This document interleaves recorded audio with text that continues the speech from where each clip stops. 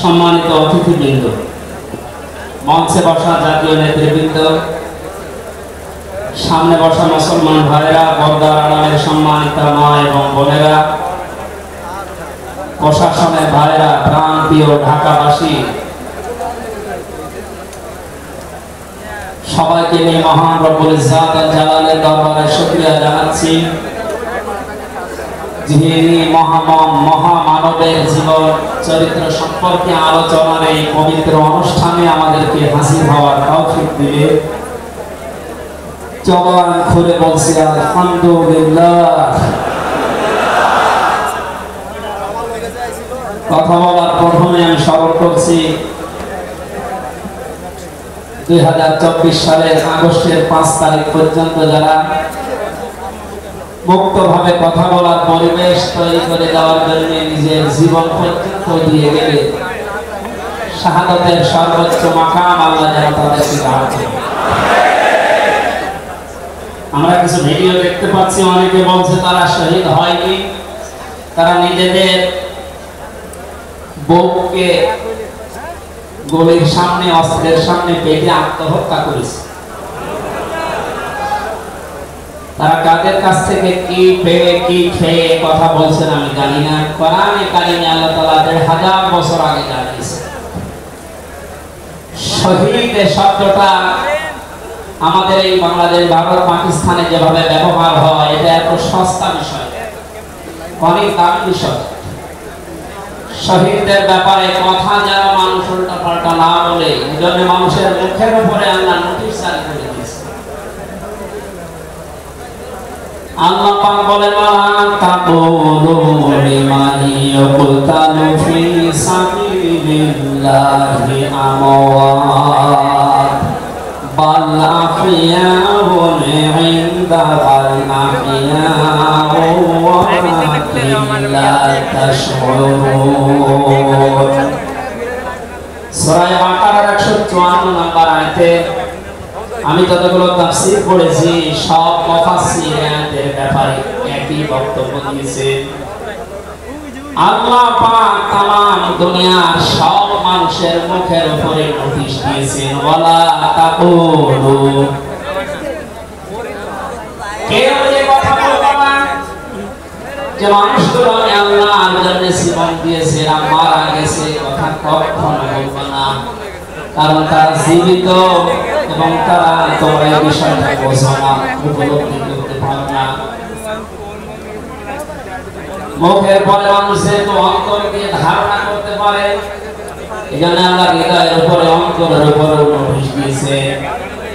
ওয়ালা তাহসাবান্নাল্লাযীনা কুতিলু ফি সাবিলিল্লাহি আমওয়াতা বাল আহইয়াউন ইনদা রাব্বিহিম ইয়ারযাকুন। সূরা আলে ইমরানের 169 নম্বর আয়াতে আল্লাহ জানিয়েছেন, বলে দিন না দেন, মুখ দিয়ে তো বলা যাবে না যে শহীদরা মারা গেছে, এমনকি অন্তরে ধারণাও আনবে না যে শহীদরা মারা গেছে, বরং তারা জীবিত এবং আমি আল্লাহর কাছে তারা রিজিক প্রাপ্ত হচ্ছে। বলেন আল্লাহু আকবার। আয়াতটি 100% বাস্তব। আমি কিছুদিন আগে গিয়েছিলাম গাইবান্ধা, বাংলাদেশ ইসলামী ছাত্র শিবিরের সদস্য ছিলেন ভাইটা। আগস্টের 5 তারিখের আগে তিনি জীবন দিয়েছিলেন জালিমের বুলেটের সামনে। শহীদ সাব্বির হোসাইন 1 মাস পরে তার কবর ভেঙে গিয়েছিল এই বৃষ্টির পানিতে, তাজা রক্ত কবর থেকে বের হতে দেখা গিয়েছে। একটা মানুষ যদি খাবার না খাবে তাদের রক্ত বের হয়। এজন্য এগুলো যারা ছড়াচ্ছেন, আমরা আশা করব এই বিষয়গুলো আর সামনে নিয়ে আসবেন না। আমরা কোরআনে কারিমের আয়াতের উপরে 100% বিশ্বাস করি এবং এই কথা বলি, জালেমের জুলুমের সামনে যারা নিজের জীবন পর্যন্ত দিয়ে গেলেন আগস্টের 5 তারিখের আগ পর্যন্ত, প্রত্যেকে শহীদ, এবং আল্লাহ তাদেরকে যেন শাহাদাতের সর্বোচ্চ মাকাম দান করেন। বলেন আমিন। কোথায় ছিলাম আমরা কোথায় আছি এখনো বাস্তবতা টের পান না। কিছুদিন আগে বাংলাদেশ জামাত ইসলামীর কেন্দ্রীয় আমির জামাত ডাক্তার শফিকুর রহমান কুষ্টিয়াতে গিয়েছিলেন। প্রায় ৫,০০০ মানুষকে নিয়ে তিনি একটা অনুষ্ঠান করলেন, যারা ১৬ জন শহীদ হয়েছিল কুষ্টিয়ায়। বাংলাদেশ জামাত ইসলামের পক্ষ থেকে ২ লক্ষ করে টাকা তাদের পরিবারের হাতে তিনি তুলে দিলেন। প্রায় ২.৫-৩ ঘন্টায় অনুষ্ঠানগুলো আমরা দেখলাম। বলেন তো, আগস্টের ৫ তারিখের আগে ৫,০০০ না, এরকম মানুষ যদি ৫ জন এক জায়গায় হতো ১৪টা মামলা হতো। কোথায় ছিলাম আমরা, কোথায় এখন পৌঁছেছি, এরপরও যদি এটাকে কেউ নিয়ামত মনে না করে। গতকালকের একটা জরিপ আমি পেয়েছি, বাংলাদেশে ১০০ জনের ১৪ জন এখনো পর্যন্ত, আপা আপনি ঘাবড়াবেন না, আমরা নরম হয়ে যাই এই দলে আছে। ১০০ জনের কতজন? ১০০ জনের ২৮ জন এখনো পর্যন্ত থানা নেওয়ার জন্য খুব তাড়াতাড়ি করছে। আমি নাম নাই নিলাম। আনন্দের বিষয়, ১০০ জনের ৫৮ জন মানুষ এখন চাচ্ছে দেশে আল্লাহর বিধান দিয়ে জমিটা চলবে। আগস্টের ৫ তারিখ খুব বেশি দিন যায়নি। এই কয়েকদিনের ব্যবধানে যদি এই অবস্থা সৃষ্টি হয়, এই জন্য আমার মনে হচ্ছে দেশের অনেক মুনাফিকেরা বুঝে ফেলেছে বিষয়টা, এই জন্য খুব তাড়াতাড়ি করছে যে থানা আমাদের হাতে দে। আমার দাদা একটা গল্প বিবাহ করার পরে বাসর রাতে বউকে রেখে একটু বাইরে গেছে। দাদি শাশুড়ি এসে বলছে, আমার কিন্তু পতি চাই, তুমি কি করবা আমি জানি না। নতুন বউ ডাক দিয়ে বলছে, দাদি শাশুড়ি আমার একটু সময় দেন, আমার পতি হবে, অসুবিধা। শাশুড়ি এসে বলছে, বৌমা আমার কিন্তু নাতি চাই। ঠিক আছে, আমার সময় দেবেন। দেবর আর ননদ এসে বলছে, ভাবি আপনি কি করবেন আমরা জানি না, আমাদের কিন্তু ভাতিজ আছে। কিছুক্ষণ পরে স্বামী এসে বলছে, বউ তুমি কি করবা আমরা জানি না, আমার বেবি চাই। বউ মাথা উঁচু করে বলছে, তোমরা কিসব পাগলের বংশ, আমার এখনো কিছুই হয়নি।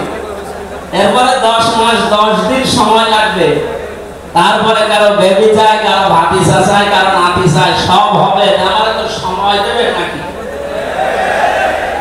১৫.৫ বছরে যে জঞ্জাল তৈরি হয়ে আছে, ১-১.৫ মাসে পরিষ্কার করা সম্ভব? আপনি কি মনে করেন? যারা দায়িত্ব পেয়েছে ছাত্র জনতার হাত থেকে, দেশের মানুষের হাত থেকে, তাদেরকে একটু সময় দেবেন নাকি? কুষ্টিয়াতে বাংলাদেশ জামাত ইসলামের শ্রদ্ধাভাজন আমির উনি সাংবাদিকদের জানিয়েছেন, আমরা সম্মানজনক এবং যুক্তিপূর্ণ সময় তাদেরকে দিতে চান, যেন দিনের ভোটটা রাতে না হয়। কথা বলে না কেন? সুতরাং সম্মানজনক সময় নিয়ে তারা ঠিক ব্যবস্থা করবে। যারা খুব তাড়াতাড়ি করছেন যে ১০ মাস ১০ দিন সময় দেবেন না, এমনিতেই বেবি অনেকে ফ্ল্যাক্সি নোট করে নিয়ে আসবে বাড়ি থেকে। আমরা চাচ্ছি সংস্কার যখন আরম্ভ হয়েছে, দেশে ১৬২৮টা চেয়ার আছে, এই দেশের মেন চেয়ার, যিনি পালিয়েছে তার চেয়ার থেকে শুরু করে এদেশের ওসি সাহেবের চেয়ার পর্যন্ত আপনি গণনা করবেন, ১৬২৮টা চেয়ার হয়। আমরা চাই খুব তাড়াতাড়ি যারা দায়িত্বে আছেন এই ১৬২৮টা চেয়ার যেন খুব তাড়াতাড়ি পরিবর্তন করা হয়। এগুলো সব ওই জালেমদের দোষর। এগুলো পাল্টিয়ে বৈষম্যের শিকার হয়ে ১৫.৫ বছর যারা হয়েছিলেন, যারা নিজেদের চেয়ার পর্যন্ত পৌঁছাতে পারে না, আমরা চাই তাদেরকে এই সমস্ত জায়গাগুলোতে দেওয়া হোক। জালেমদেরকে আমরা হেদায়েত দেই না, তার বাস্তব প্রমাণ কালকের একটা খবর দেখো। একজনের জন্মদিন নাকি গোপালগঞ্জে পালন করতে দেয়নি এক ওসি সাহেব, এই জন্য বাইরের দেশ থেকে তাকে হুমকি দিচ্ছে যে তার নাম লিস্ট করে রাখো, আমি যদি কোনোদিন আসি তার খবর দেব। আমি কথাটা শোনার পরে মিলালাম, আল্লাহু লা ইয়াহদিল কওমা যালিমিন, আল্লাহ যে ইহদি দিয়েছেন মোসারে, বর্তমান ভবিষ্যৎ প্রেজেন্ট ফিউচার আল্লাহ তাআলা জানিয়েছেন যে আমি জালেমদেরকে হেদায়েত দিচ্ছি না, দেব না। কালকে কল রেকর্ড শোনার পরে আমার মনে হচ্ছে ওনার কপালে হেদায়েত নেই এবং আল্লাহ দেবে। হয়তো এত কিছু হওয়ার পরে লোকটা হুমকি দিতে পারে, আমার বিশ্বাস হয়। হেদায়েত চাই না, কারণ আল্লাহ হেদায়েত চাইলেও আল্লাহ দেবেন না। জালেমদের হেদায়েত দেবেন না আল্লাহ নিজে জানিয়েছে, কারণ জালেমদের বিরুদ্ধে মামলা দায়ের করবে আল্লাহ নিজে। এটা আমি মানলাম। সূরা শূরা 25 নাম্বার পারা 6 নাম্বার পৃষ্ঠার 13 নাম্বার লাইনের 42 নাম্বার আয়াতে আছে, ইন্নামাস সাবিলু আলাল্লাযিনা ইয়াজলিমুনান নাস। ইলা আখির আয়াত। আল্লাহ পাক বলেন অবশ্যই আমি আল্লাহ নিজে মামলা দায়ের করব, কেস করব, অভিযোগ দাখিল করব তাদের বিরুদ্ধে যারা মানুষ হয়ে মানুষের বিরুদ্ধে জুলুম করে। আল্লাহ ইয়াজলিমুনা মুসলিমুনা জানি যে মুসলমানদের উপরে যারা জুলুম করে, ইয়াজলিমুনা নাস দিয়েছে যারা মানুষের উপরে জুলুম করে, অত্যাচার করে। এরা আমির হামজার মামলার আসামি না, এরা সরাসরি আল্লাহর মামলার আসামি। 1628 জন যারা ছিলেন আপনারা কিন্তু বাংলাদেশের কারো মামলার আসামি না, সবাই এখন আল্লাহর মামলার আসামি। মামলার বাদী যত বড় হয় মামলা তত কঠিন হয় এবং জামিন পাওয়া তত কঠিন হয়। আপনারা জানেন আমি 3 বছর জেলে ছিলাম। আমার যে মামলা ছিল, আমার মনে হয় যদি সাজা লাগিয়ে দিত সর্বোচ্চ 3 মাস, কিন্তু মামলার বাদী যেহেতু একেবারে আমরা বলি, এই জন্য বহুবার মামলা সিএমএম কোর্ট, জজ কোর্ট, হাইকোর্টে ওঠার পরও বলে না হবে না। এই কয়েকদিন আগে মামলা আমার সব খারিজ হয়ে গেছে। আমি মনে করলাম মাননীয় আদালতকে প্রশ্ন করি যে আমার এই মামলা তো আপনার কাছে 3 বছর ছিল, এতদিন তো কিছুই করেননি, হঠাৎ এখন বলছেন কোনো দোষ নেই, সব বেকসুর খালাস করে দিলাম। মামলাটা হাতে নিয়ে উনি বলছে এর ভেতরে তো কোনো মাল ম্যাটারস নেই, কি দিয়ে বিচার করবো, সব বাদ দিয়ে দিল। এতদিন এই কথা বললে তো আমার 3 বছর ছেড়ে থাকা লাগে না। এইটাই বলতো যে হুজুর আমার হাত বাঁধা ছিল। কি বাধা ছিল? এখন যেহেতু হাত খোলা নাই, বিচার করতে পারছেন, আমরা চাই এদেশে যত চেয়ার আছে সব হাত যেন আবু সাইদের মতো এভাবে খোলা থাকে। এভাবে হাত খোলা চান না, কিয়ামতের আগে কোনো জালেম এদেশের চেয়ারে আর আসতে পারবে না ইনশাআল্লাহ। সতর্ক থাকা লাগবে আমাদের। এখানে যারা তাড়াহুড়া করছেন আপনারা একটু শান্ত হন, আগে 10 মাস 10 দিন সময় দেন, বাসর হোক।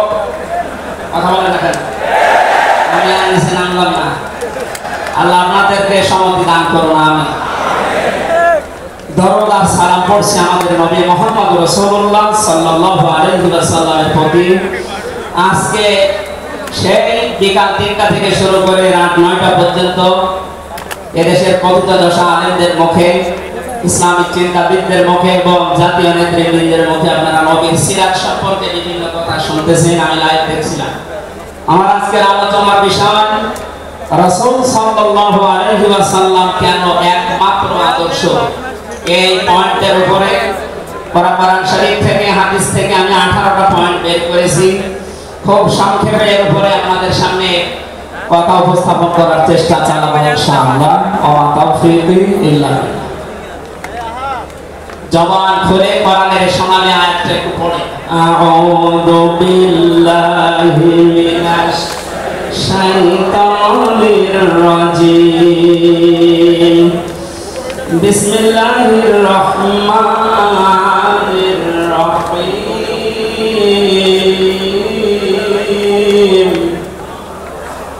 লাকাদ কানা লাকুম ফি রাসূলিল্লাহি উসওয়াতুন হাসানাহ। সাদাকা ইয়া বাবা। সূরা আহজাব 21 নম্বর আয়াতের প্রথম অংশ আমরা তেলাওয়াত করব।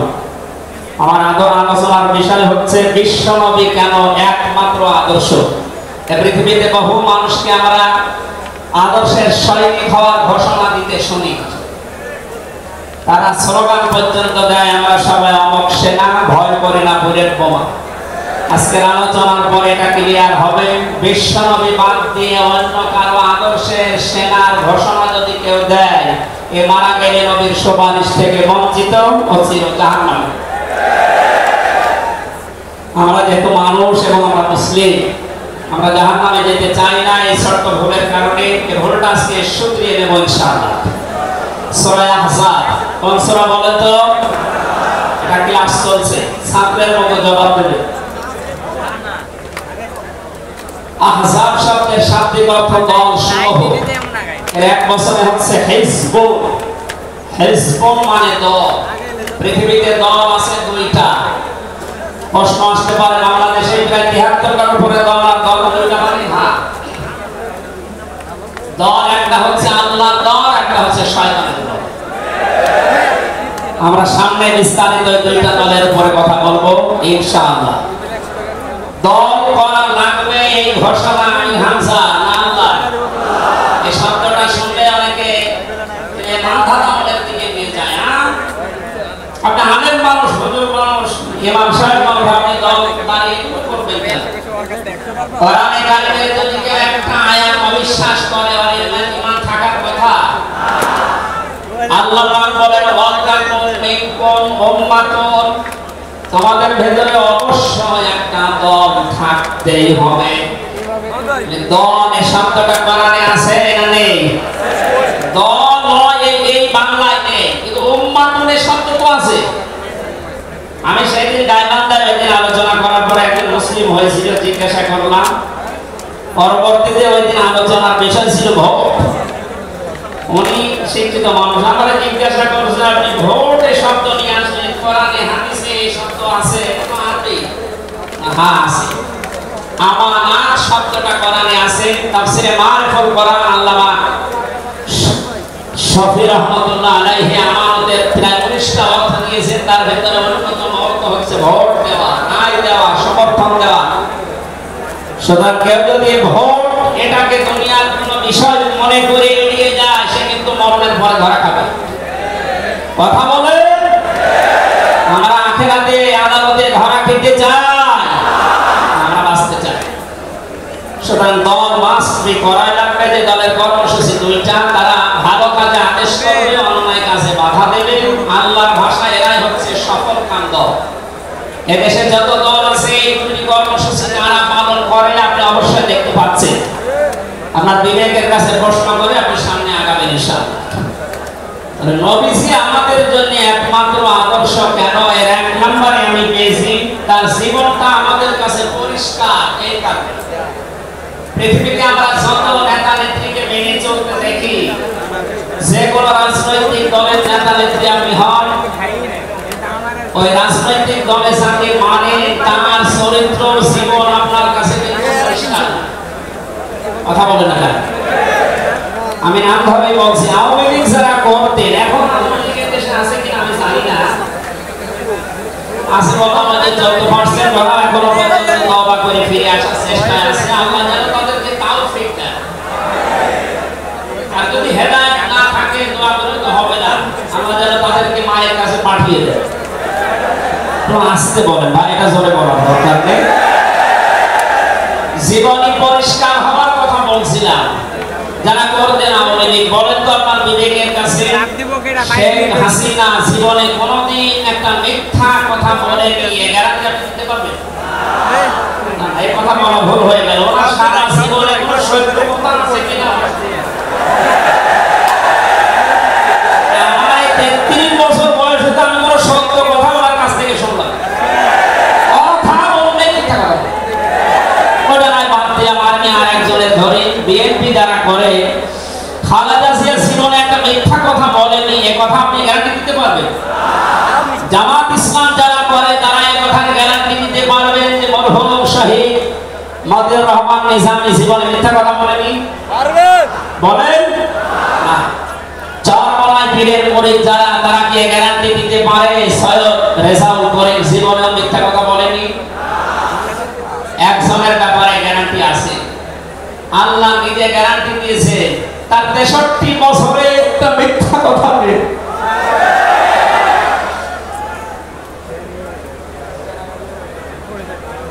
এখানে বিশ্ব নামে আমাদের একমাত্র আদর্শ হওয়ার কারণে এই জীবনে 63 বছরে একটাও মিথ্যা কথা বলেননি। জোরে বলেন আল্লাহু আকবার।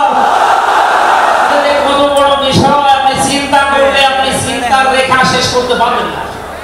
আমাদের দিনের ভেতরে 24 ঘন্টায় কত মিথ্যা আসে, আর তার পুরো 63 বছরের জীবনে একটা মিথ্যা কথা তিনি বলেননি।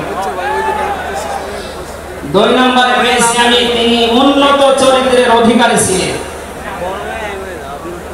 এমন চরিত্র আল্লাহ তাকে দিয়েছিলেন।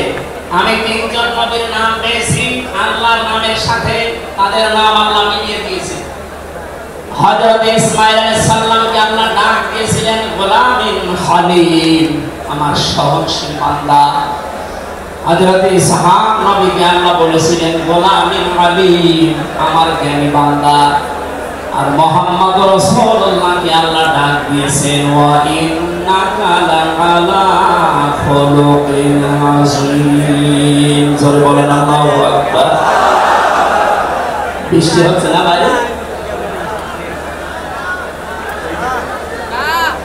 এখানে ওঠাউঠি করেন কেন? বসেন বসেন।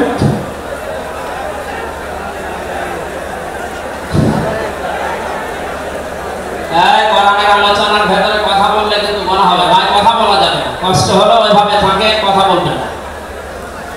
3 নম্বরে পেয়েছি আমি সূরা ইউনূসের 58 নম্বর আয়াতে আল্লাহ তাআলা জানিয়েছেন বিশ্ব নবী তোমাদের জন্য একমাত্র আদর্শ হওয়ার কারণ তিনি শ্রেষ্ঠ সম্পদ।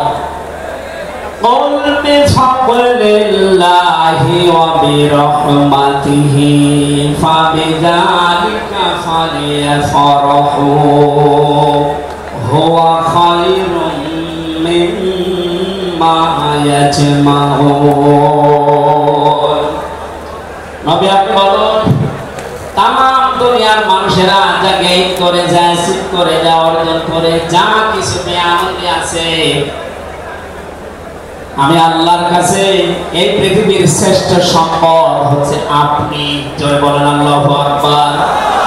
সুতরাং আপনার আদর্শ পেয়েছে যারা, সে মানুষগুলো যেন আনন্দে থাকে, তারা যেন খুশি হয়। এজন্য আগস্টের 5 তারিখের আগ পর্যন্ত এদেশের 100 জনের মাত্র 15 জন মানুষ বিশ্ব নবীকে একমাত্র আদর্শ মানতেন, তারা খুশি ছিলেন, রাজি ছিলেন। মাত্র 1 মাস কয়েক দিনের ব্যবধানে এই যে 100 জনের এখন 58 জন মানুষ বিশ্ব নবী ছাড়া আর কাউকে বুঝতে চাচ্ছে না।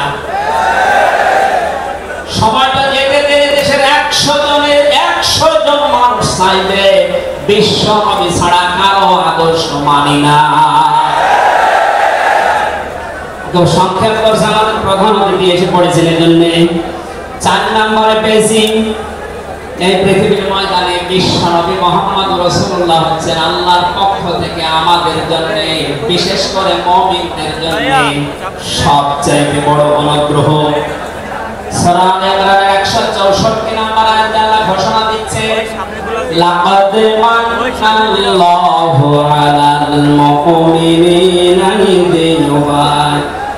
ইয লাকাদ মান্নাল্লাহু আলাল মুমিনিনা ইয বা'আসা ফীহিম রাসূলা ইলা আখির আয়াত।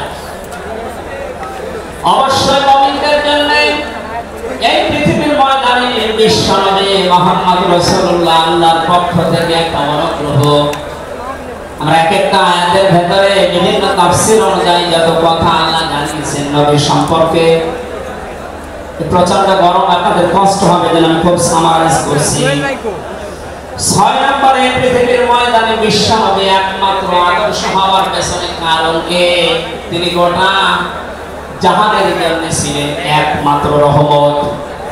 সূরা আম্বিয়ার 107 নম্বর আয়াতে আল্লাহ এই ঘোষণা দিয়েছেন ওমা রাসালনাকা ইল্লা রাহমাতাল লিল আলামিন। বলেন আল্লাহু আকবার।